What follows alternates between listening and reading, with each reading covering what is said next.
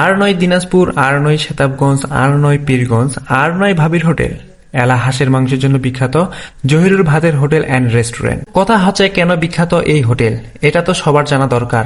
এলা ছোট্ট এডা কথা কহেছো, মাংসের পরিমাণ আর স্বাদের জন্য এই হোটেল সবচেয়ে বিখ্যাত। নি ওপেন চ্যালেঞ্জ দিয়া কহেছো, দিনাজপুর হোক, সেতাবগঞ্জ হোক কিংবা পীরগঞ্জ, এমনকি বিখ্যাত ভাবির হোটেলেও পরিমাণের দিক দিয়া জহিরুল ভাতের হোটেল অ্যান্ড রেস্টুরেন্ট এর ধারের কাছেও আসিবা পারিবেনি। বিশ্বাস না হলে সম্পূর্ণ ভিডিওটা দেখেন, স্টেপ বাই স্টেপ সবকিছু দেখাই দিম ইনশাল্লাহ। তো ভাই বহিনলা, এখন প্রশ্ন হইল এই বিখ্যাত জহিরুল ভাতের হোটেল কোথায়? হ্যাঁ, কাম টু দা পয়েন্ট, আইসেন, আমি তোমাকে সব খুলে কহেছি। এই হোটেলটা হচ্ছে ঠাকুরগাঁও জেলার রানীশংকেল উপজেলার কাতিহার হাটে। এই জায়গাটা আমার বাড়ি থেকে প্রায় 15-20 কিলোমিটার দূরত্ব। আর ঠাকুরগাঁও থেকে যারা এই ভিডিওটা এখন দেখেছেন তারা অবশ্যই কমেন্ট করে জানাই দিবেন তোমার বাড়ি থেকে কাতিহার হাটখান কত দূরত্ব। তো ভাই কি আর বলবো, দুঃখের কথা। আইসেন তোমাকে একটু রাস্তাটার বর্ণনা দেয়। কিছু অংশ পাকা, কিছু অংশ কাঁচা, আর মাঝে মাঝে পাহাড় পর্বতের মতো খাল উচল তো রাস্তাখানত আছেই। যাই হোক, সেটা বড় কথা না। আসল কথা হইল রাস্তার আশেপাশে পরিবেশ লাছিল জাস্ট ওয়াও লেভেলের সুন্দর, যার কারণে কাঁচা রাস্তা হওয়া সত্ত্বেও আমাকে একটুও খারাপ লাগেনি। হামা বাইপাস দিয়া গেল, যার কারণে রাস্তা তুলনামূলক একটু কম হয়েছিল। না হলে ভাই আমার বাড়ি থেকে ভালো রাস্তা দিয়া কাতিহাট গেলে প্রায় 30 কিলোমিটার পরে গেলেই। যাই হোক, কাঁচা রাস্তার সাথে সংগ্রাম করিতে করিতে হামা বাংলাগড় হাটত পৌঁছে গেল। ও মা, কি আর বলবো, দুঃখের কথা।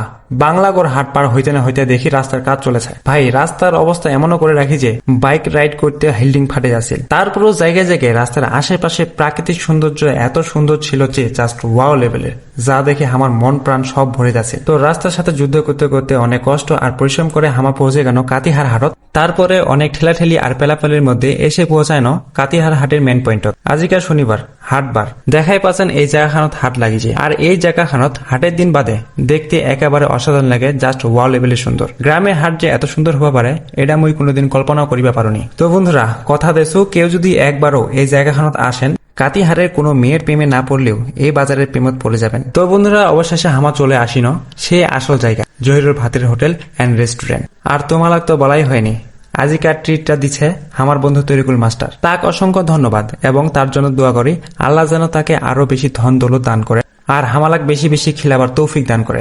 যদিও তার ধন ও মন দুটোই অনেক বড়। যাই হোক, হামালা সবাই চলে আসছি, কিন্তু যে ট্রিট দিবে তার কোনো খবরে নাই।